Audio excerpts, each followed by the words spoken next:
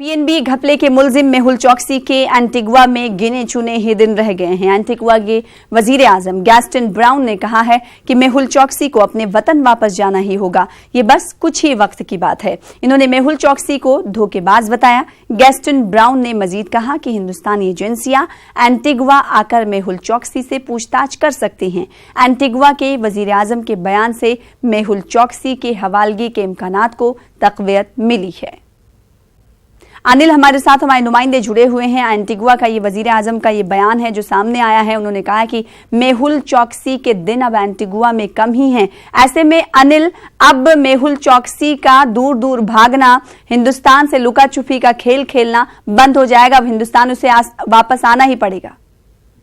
निश्चित तौर पर एक कूटनीति की अगर बात करें काफी बड़ी चीज है, क्योंकि इससे पहले भी हमने देखा जब उनके भांजा नीरव मोदी वो ब्रिटेन में गिरफ्तार किए गए और उन पर प्रोसिक्यूशन चल रहा है। तो ऐसे में जब एंटीगुआ के पीएम का इस तरह का जब बयान आता है कि वो मेहुल चौकसी धूर्त हैं और उन्हें स्वतंत्र है भारतीय जांच एजेंसियां उन्हें उनसे पूछताछ करने के लिए, लेकिन जिस तरह से वहाँ कानूनी पेच अभी फंसा हुआ है, वहाँ से प्रत्यर्पण की बात है, तो उसके लिए हमें भी थोड़ा इंतजार करना पड़ेगा। लेकिन यह निश्चित है कि अब कोई भी देश टैक्स हेवन देश के तौर पर नहीं अपने आप को दिखाना चाहता है, क्योंकि न सिर्फ उससे उस देश की अर्थव्यवस्था को नुकसान पहुंचता है बल्कि निवेशकों के लिए भी एक काफी नेगेटिव जाता है सिंबल। तो ऐसे में कहीं ना कहीं हर एक देश चाहता है कि उसकी जो देश की अर्थव्यवस्था है और उसकी नीतियां हैं वो पारदर्शी और स्वच्छ हो। तो ऐसे में एंटीगुआ के पीएम का यह कहना कि मेहुल चौकसी धूर्त है और उससे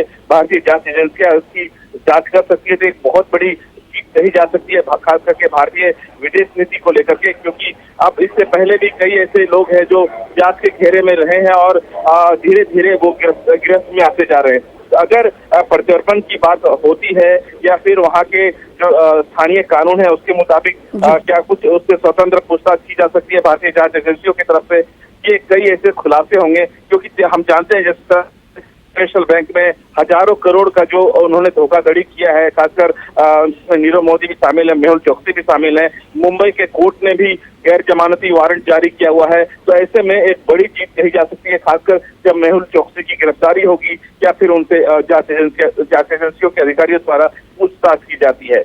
जी बहुत शुक्रिया अनिल हमारे साथ जुड़ने के लिए और जानकारी देने के लिए।